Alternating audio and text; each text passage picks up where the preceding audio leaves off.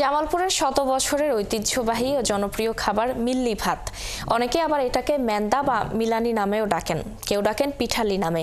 জামালপুরের এই খাবার সারা দেশ ছড়িয়ে দিতে শুক্রবার এক উৎসবের আয়োজন করে জামালপুরের মেস্টা ইউনিয়ন সমিতি ঢাকা।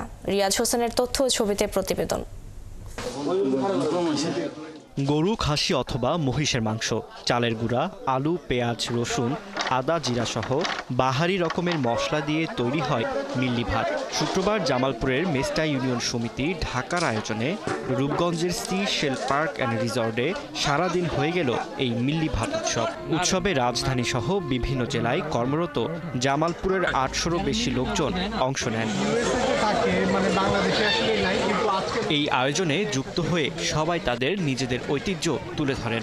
তারা বলেন, কারো মৃত্যু অথবা কোনো বিশেষ অনুষ্ঠানে এই খাবার পরিবেশন করা হয়। মিল্লি ভাত হলো জামালপুরের বিশেষ করে এটা ঐতিহ্য।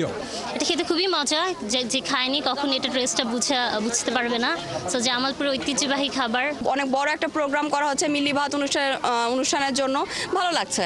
ঢাকা শহরে আমরা শুধু ঢাকা শহর না, এটা বিশ্বে ছড়ায় দেওয়ার জন্য আমাদের এই উদ্যোগ, এই ধরনের উদ্যোগ। মিলন মেলার আয়োজকরা জানান, পুরনো ঐতিহ্য ধরে রাখতে এই আয়োজন করা হয়েছে।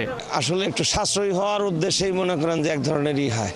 আর হলো যুগ যুগ ধরে ভিন্নতা হলো অতি সহজে এবং স্বাভাবিকভাবে সবাই এটা জামালপুরের মানুষজনরা তারা অভ্যস্ত এটা খাইতে। এটা সুস্বাদু খাবার এবং সহজে খেতে পারে, কারো কোনো কমপ্লেন থাকে না। তো সেই জন্য আমার মনে হয় আমাদের পাশাপাশি যারা অন্যান্য অঞ্চলের লোক আছে তারা এটাকে সহজেই বেছে নেবে।